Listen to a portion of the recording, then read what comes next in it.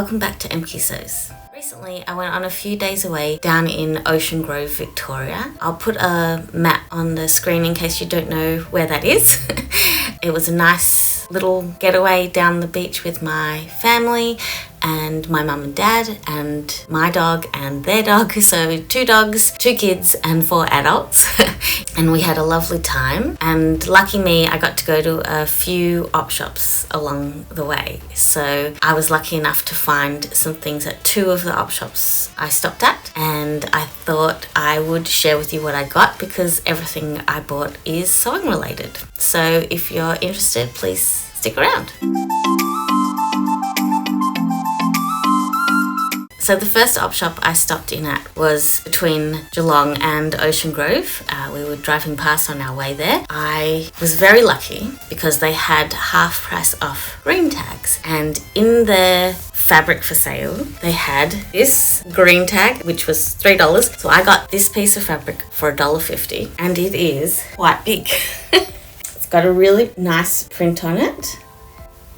So I was really excited to get that. There's quite a bit here. I'd say about 1.5 meters by the width of fabric. It's a cotton jersey and it has really good stretch both ways. So that should come in handy, and especially for $1.50, I wasn't going to pass that one up. The next thing I walked away from that op shop with was this simplicity pattern. I really liked the empire waist on this one because I'm into empire waists at the moment. The only thing I didn't notice when looking at the pattern was it has a zip, and I'm not a huge fan of zips in the back, so not sure if I'll actually end up making this one, but it was $2. I thought that was a pretty good deal, and it also is still factory folded inside the envelope, so it hasn't been used, so I thought it was worth picking up. And the last thing I got from that store was 50 cents, and I thought this was a pretty good deal. So it's this tiny little vintage sewing and knitting book, and it was published in 1979, and it's just so cute. I just thought the pictures were just so adorable. Not that I knit, but the sewing part, I'm interested in the sewing part. So I thought I would have a little read through that for 50 cents. I don't think I could go wrong. So that was the first op shop I stopped at. And then the second op shop I stopped at was in Barwon Heads, which is really close to Ocean Grove. I actually walked from Ocean Grove to Barwon Heads, and it was like a 45 minute walk between where we were staying and the main shopping strip in Barwon Heads. And they have an op shop there that's only open a few days a week, and it's inside a church. And I went in expecting not to really find anything, and I spent I think $12.50 at this store, and I got quite a bit.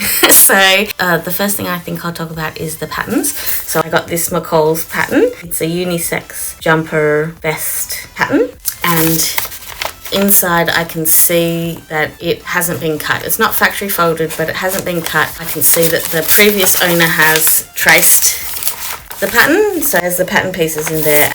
I'm assuming it's all there, but I'll find out if I get around to making it. But I thought that was worth a pickup. It was 50 cents. 50 cents? No, maybe $1. It was either 50 cents or $1. I can't remember. And then the second pattern I got was this one. The reason I picked it up was for this top. I really like the sleeves and the shape of the bodice. I don't think I would make that neckline. I think I would see if I could make it with the V neckline or a rounded neckline rather than the cowl neckline, because I'm not a huge fan of cowl necklines. That was another pretty good pickup, and that one is factory folded. This was $1, so maybe the other one was also $1. Can't remember. The next thing I found was this bag of ribbing. They're cuffs, adult size cuffs, and the previous owner even had this little note in there.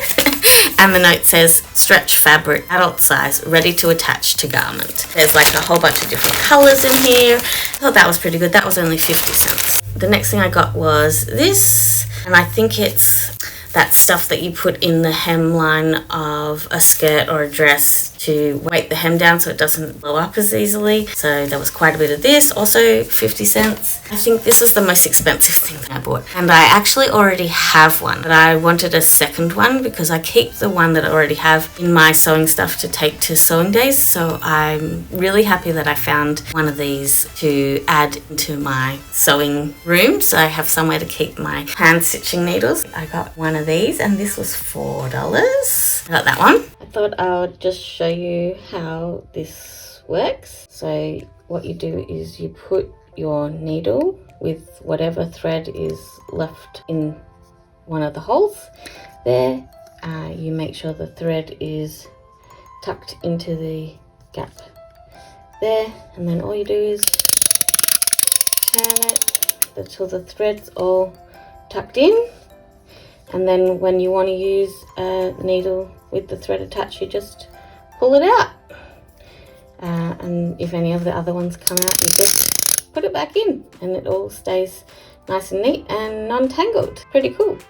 Next I got a zip for 50 cents, just a metal zip. Another one to add to my stash. And then I got some binding. So I got this teal coloured one, which I've already actually used on something that I'm in the process of making that you'll see at some point. So I got the teal one, and then I also got this red binding, and that one was $2. This one was 50 cents. Anything that didn't have a price, they just charged 50 cents for. Next, I got this cute little guy. Originally, this one is from Kiki K, and I already have the cat one that I found at another op shop. This one's joined me on my desk next to his cat sister.